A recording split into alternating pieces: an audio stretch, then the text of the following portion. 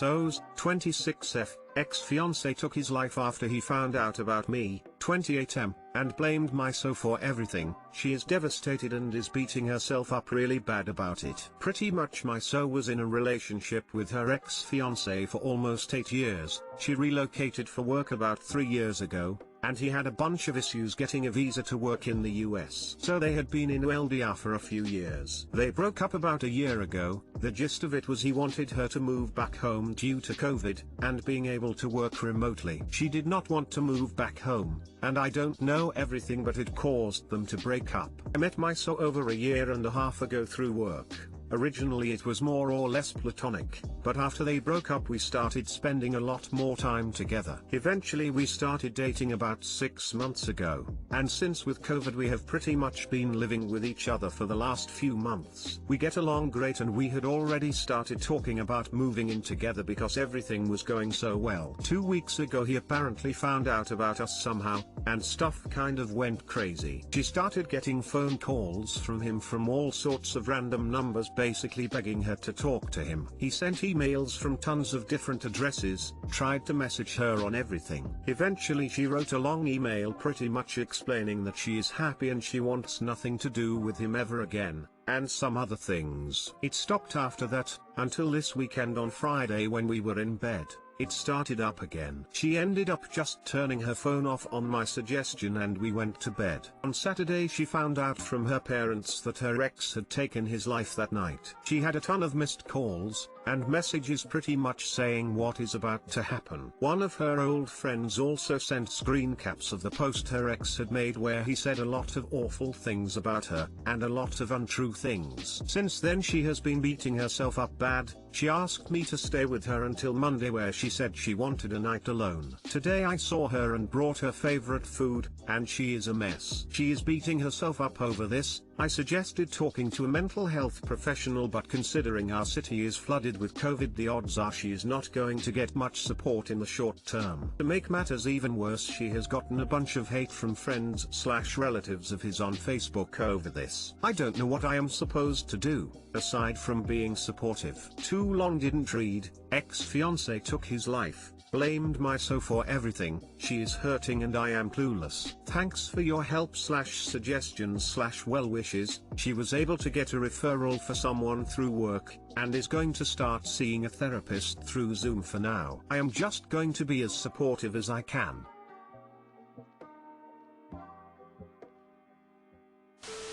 If you're in the US, she can also call 7 Cups or NAMI's helpline for someone to talk to more quickly. Suspect she could also connect with a grief support group pretty quickly. I hope she is blocking any asshole who has the audacity to harass and blame her. This is terrible. I'm so sorry you're both going through this. The hard thing for you to accept is that being supportive is all you can do. She's the one who's got to do the work of processing and coming to terms with what happened. It's hard to do and hard to watch. Best wishes to you both. Thanks. I will suggest her 7 Cups and NAMI. I didn't know about those at all. She has been blocking everyone as far as I know. Thank you for the advice and well wishes.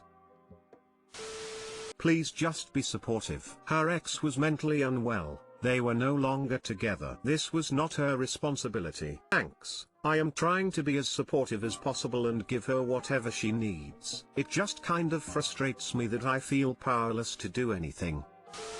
My thoughts: if he blamed her for the suicide, he most likely killed himself to hurt her, not because she didn't want him. I think she needs professional help to help her see that this isn't her fault. If it wasn't her, it could be someone or something else that he'd blame it on. I am suicidal. In my lovest, I hated my stepdad so much. I wanted to hurt him since I felt he didn't care about me, started arguments and talked behind my back.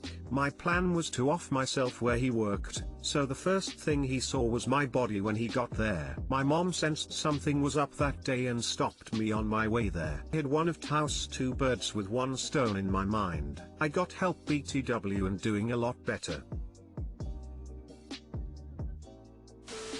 Many therapists are doing sessions over Zoom now. There is definitely help available. Yeah, I am going to suggest that tomorrow. Apparently our work has some sort of mental health specialist who supports the entire company, and worst case I think they might be able to give a recommendation.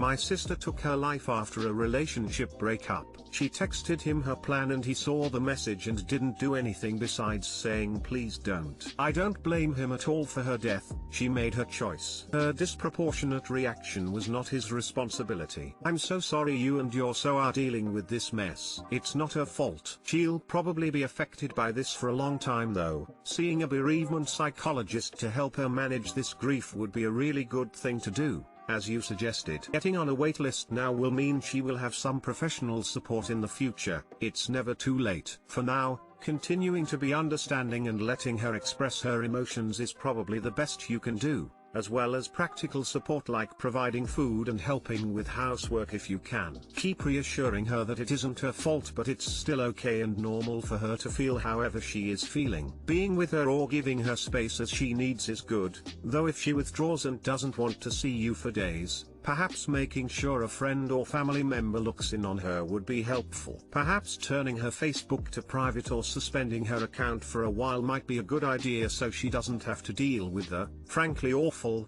unfair, nasty, messages from his family.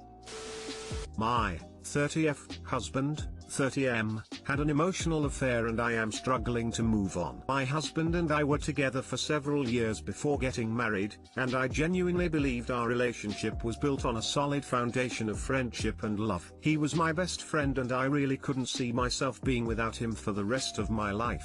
When I fell pregnant, we were nervous but excited. I was told by several doctors that I couldn't conceive naturally, so getting pregnant was a huge deal for me. And I had thought it was the same for my husband. But towards the end of my pregnancy, my husband started becoming withdrawn. He had just started a new job that worked long hours, and I was aware it was stressful for him in a COVID environment, so I tried to make it easy for him and give him space and lessen the burden that this pregnancy appeared to be giving him. After a few weeks on the new job, he became good friends with a female coworker. He would briefly mention her here and there in our conversations when I asked him about work, and I didn't give it much thought. We've always had friends of the opposite sex and we both trust each other to keep things appropriate. In my final month of pregnancy, the text messages began. From the second he stepped through the door, his phone would constantly go off. Literally every 5 seconds, he would get a notification. He would brush it off as work-related messages, and I had no reason to doubt him. He never hid his phone or acted suspiciously,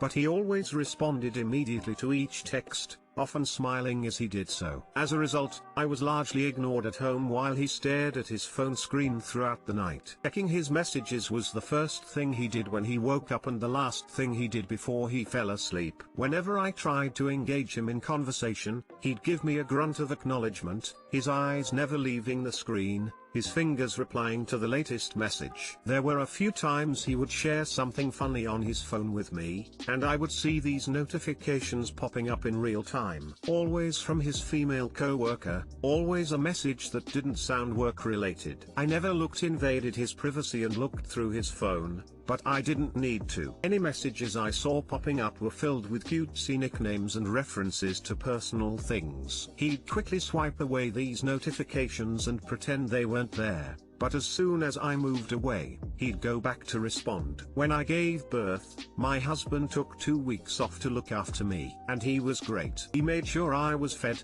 took care of all the chores, helped out with the baby whenever I needed some rest. But as soon as he had any downtime, he'd be right back on his phone. The messages never stopped. As our baby boy grew and he achieved his mini milestones, I would always delight in sharing these moments with my husband. But anytime I pointed out something cute or new, the first thing he did was take a photo and send it to his coworker, continuing on with their conversation which was clearly no longer work-related. Over Christmas, I told my husband that I was really looking forward to relaxing at home, just the two of us and the baby. I was exhausted looking after our son by myself all day every day, and couldn't wait to get some proper rest. But my husband insisted on inviting his coworker to our house for Christmas, and I was expected to cook for her and entertain her. That was the tipping point. 4 months of neglect that I had bottled up inside just exploded out. I told him how miserable he made me each night, how he had sidelined me for someone else, how he lavished attention to his coworker and barely gave me the time of day. I told him that he was having an emotional affair and I couldn't stand it anymore. To his credit, my husband was apologetic about the neglect, but he refused to admit that it was an emotional affair. Yes, he talked about personal things, yes, he constantly messaged her, yes, he shared his happiness and frustrations with her, but no, it wasn't an affair. He didn't have any physical feelings for this person, therefore I shouldn't be labeling it as an affair. And how dare I accuse him of such things? He refused to continue the conversation, and it became a long drawn-out week of silence. I cried myself to sleep every night, wondering why I wasn't good enough that my husband would find emotional comfort with someone else. Eventually he opened up after I begged him to tell me why he found me so lacking that he chose to actively ignore me. His reason was that his coworker was fun to talk to, she gave him positive reinforcement all the time. In contrast, all I gave him was negativity and stress with the baby. He admitted that he watched me do pretty much all the work with the baby, and it was just easier to lose himself with someone else than to deal with the guilt of letting me raise our child by myself. I was heartbroken. Here was my best friend of almost a decade telling me that he didn't want to be there for the bad times, only the good. That I was awake dragging him down. It's been almost a month and I'm still struggling to come to terms with it. I alternate between being angry and sad, almost always crying myself to sleep. I feel miserable, alone, unwanted and just so exhausted. I can see my husband trying to make amends. He's stopped texting her around me, but refused to set boundaries with his coworker for fear of creating a bad working relationship. He gives me a little more attention each day but it feels so forced. His moments of affection are guilt-ridden, and conversation is stilted. He doesn't want to talk about this anymore, so I will never get the closure I need. He's suggested therapy for me, but it's not something we can afford. If we keep going like this, divorce will become inevitable. I may just be overreacting to a small situation, but I can't stop feeling so horrible all the time. I'm so unhappy when he's around, but just as unhappy when he's not. Please Reddit, how can I get over this emotional hurdle and move on? /edit. Thank you so much to everyone who took the time to comment and leave a message. I haven't had a chance to reply to most people, but I promise that I have read every single one. I really appreciate the kindness, the words of encouragement, and the experiences and advice everyone has shared with me. To follow up on some of the common questions and themes. Why didn't I tell him sooner that it was bothering me? In the first month, I really didn't give it much thought. My husband's industry is notorious for having horrible work-life balance, so to have a constant stream of dialogue from people at work didn't seem out of the ordinary. Yes, he started ignoring me, but he's settling down in a new job. I could justify it somewhat. In the second month, it started to bother me. It was around this time that I noticed it was just one person who was constantly messaging him. I wanted to say something, but I didn't want to come across as being untrusting and demanding. I've dated jealous control freaks before, and I vowed never to be like them. By the third and fourth month, it had really cemented in for me that he was actively ignoring me for his female co-worker. It was around this time that the messages became overly personal, and the frequency became so ridiculous that he'd have gone to sleep, and the notifications would still keep going, waking up the baby. I tried to start a conversation on this multiple times, but every time he'd dismiss me with a one-word answer and go back to looking at his phone. Things like "I think you're spending too much time on your phone" would be replied with "yup" and nothing more. After a while, I just gave up. I already had very little energy left in the day. Why spend it talking to a brick wall? Am I actually being negative all the time? This was one of the things that hurt me the most. "You were negative and stressful" were literally the words he said to me. When I asked him to explain, it was broken down into two parts. Before the baby, I worked in a pretty entertaining place. I'd often come home with funny stories and anecdotes, and even when venting about a horrible day, it would make us giggle at the end at how common sense was just not common. When I went on maternity leave, my entire day revolved around the baby, and suddenly my stories at the end of the day were he vomited and he pooped everywhere and he didn't have his nap, so now he's extra cranky. To him, I stopped being fun and started being negative. It's not that I deliberately shared only bad things, but our baby is no angel and I can only share what I experience. The stress is a result of his guilt. He feels guilty that I let him sleep through the night so he's alert for work, leaving me sleep deprived every day. He feels guilty that I am so patient with the baby, when he can't stand more than 10 minutes of crying. He feels guilty that I'm doing so much each day by myself that I only get time to eat one proper meal. And all of this culminates to stress from being aware of his own shortcomings. But rather than dealing with these internal emotions, he chose to punish me for it because he knew I cared enough about him that I'd be forgiving in the end. I baby trapped him and that's why he ran to someone else. That's just not true. He was the one who really wanted to have a child. I could have lived a life with or without children. I knew children were hard work, especially for the mother, but kids were important to him, and I was willing to put in the work. But it turns out that he wasn't prepared for how difficult things could be,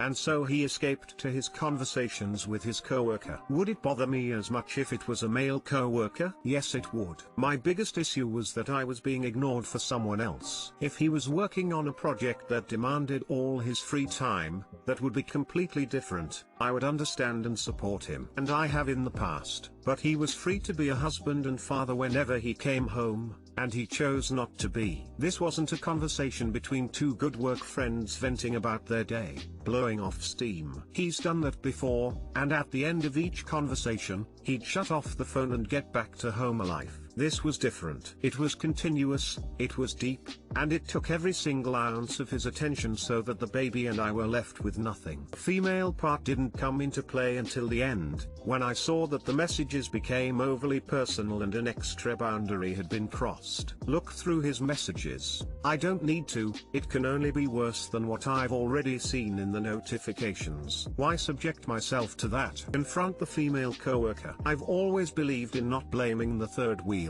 Yes, she constantly messages a married man, calls him her other half, talks about personal things, but if my husband hasn't set any boundaries, how does she know she's crossed any? Why come to Reddit if it's just going to be an echo chamber for divorce? I didn't have anyone else to talk to. I couldn't confide in friends or family because they would take sides, and it's really not fair on them. And despite how shitty my husband has made me feel these past couple of months, I didn't want his friends to think less of him for his actions. I wanted to know if I was overreacting, if this was something I've blown out of proportion. And if it was, how do I move on? I'm really grateful to everyone for showing me that despite my husband's denial that he was doing anything wrong, things were as bad as I felt. I do want to thank the few Redditors who risked their karma to give me a different perspective, that things could be salvaged if we worked at it. Like most of the comments below, I had considered divorce. But even with divorce, it wouldn't change how worthless and unwanted he made me feel, how he still makes me feel. I want to try to heal before we go down that path. Moving on. I've come to the realization that it's not me who needs therapy, it's my husband. I tried communicating with him once more. I told him I was still deeply unhappy. He said he didn't know where I was coming from, that he thought we had hashed everything out already last time. I showed him this post, a written account of what I experienced and how I felt. His initial reaction was one of anger. I've twisted his words, I've made him out to be the bad guy. How could I share this with strangers? I asked him to show me where I've twisted things. I asked him to show me where I was being unfair. I asked him to tell me who I could have confided in otherwise that wouldn't have damaged his reputation. Things sounded twisted to him because he couldn't answer me honestly the first time round. Things sounded unfair, but it was the reality he tried to escape from. I could have been vengeful, I could have destroyed his reputation, his career prospects, but I still cared enough to protect him from the consequences. We will be separating for a while. It's a bad environment for the baby to be in. This will give him space to reflect on his actions, really figure out why he did what he did. I can't force him to change for the better, I can only hope he wants to. If he chooses to do nothing during this time, then I wish him all the best with someone else. My 30mx30f wants to be back in my life as a friend years later, but I don't think I want anything to do with her. Too long didn't read. I really don't want anything to do with my ex, but I keep getting pressure from mutual friends that I should give her a chance to be back in my life as a friend now that she's changed for the better. I'm glad she's better, but still don't think I want any kind of prolonged relationship with her. Thinking about going North Carolina with a lot of those friends. I'm not sure how else to proceed. Any thoughts/advice would be greatly appreciated. Sorry if this is long. My 30M ex, M30F, and I dated in college for almost 3 years. We broke up because I caught her cheating on me red-handed with a guy in our apartment. I found out she had been cheating on me for at least 6 months. It wasn't entirely unexpected. In that time I did see changes in her. I did suspect cheating in the back of my mind, but I wanted it to be not true bad enough to push those hunches away, I guess. I desperately tried talking with her about us, but she always said it was something else bothering her, stress getting to her, etc., and she talked me out of worrying. I also found out later that said guy introduced her to some hard substances and she eventually began using. She dropped out of school. Found out from a mutual friend that it was because her parents cut her off monetarily and she shacked up with the guy she cheated on me with. I was completely North Carolina with her since the breakup. I was hurt a lot emotionally by everything and ended up struggling through some pretty deep depression and self-doubt. Was honestly the lowest point I've been at. A lot of that stemming from the fact that I was very much in love with M, was even at the point where I was considering proposing after we graduated prior to everything happening and was saving up for a ring. Looking back, it was just a lot of me looking through rose-tinted glasses. Cut to now. I am happily married. My wife, A28F, is amazing. Absolutely the best thing that has ever happened to me. We've been together for 5 years, married 1.5. She's been an incredibly supportive partner, and has helped me combat my self-doubt a lot. Still battle with it sometimes, but I'm in a much better place now compared to 9 years ago. We're also expecting our first child. I've never been happier in my life. Well, about 2 months ago, I got a call from a number I didn't recognize and they left a message. It was M. The message was essentially her asking me to give her a call so we could talk. Apparently, she got my number off of one of our mutual friends, T. I immediately talked to T. I was very angry at first because T knew exactly what I had been through with that breakup, and she gave M my number no question without even asking me or anything. I found out from T that M had been through rehab for her substance abuse. She had moved back closer to our area, she was trying to mend fences, and that I should hear her out. With that in mind, I decided to give Em a call back. I made up my mind before talking to her that I really didn't want any kind of prolonged contact with her, but I figured if talking to me was somehow part of her recovery process, then I would try and at least talk to her. I also told my wife about everything that's going on. And I had a long talk about it and went over how we both felt about the situation. I told my wife I think I should at least call them, but really didn't want anything more than that, as I wanted to focus on her and our growing family. A was totally understanding. Em and I talked on the phone for a while. She apologized for everything. The cheating, the lies, all of the above. I accepted her apology and said I was glad she was doing better, because I genuinely am. We talked about our lives up to that point a bit. I didn't tell her everything, but she does know I'm married. Toward the end of the conversation, she said she'd eventually like to be friends again and asked if I wanted to meet up for coffee or something. I politely declined, and said that I'm glad she's on the way to healing, but I don't think I want any kind of friendship or relationship with her. We said our goodbyes and hung up. In the time since then, Em has not contacted me, but I've gotten messages and calls from T as well as other people both Em and I know, saying that it's been so long, and that I should try and rebuild some kind of friendship with my ex. I just don't think I want that. I just want to focus on my family, and not dredge anything else up from the past. I've tried to express that to anyone who's talked to me about the situation. Some understand my position, some still persist. I'm honestly just thinking about going full North Carolina Carolina and blocking people who keep trying to push myself and Em together. Any advice on how I could proceed otherwise, or if that is the right choice? Should I give her a chance to be back in my life in some capacity? Edit. Thank you all for your advice and thoughts. I didn't expect all of these responses, but I took time this morning to read through them all. After reading them, as well as talking with my wife about it again, I have decided that I need to stick to my guns and that my original instincts were correct. My plan moving forward is to try and establish clear boundaries one final time with T and anyone else who needs them, and explain one final time exactly why I do not want Em in my life. And I just need to cut out anyone who does not respect that. Again, thank you all for taking time to read and respond to my post. I really appreciate it.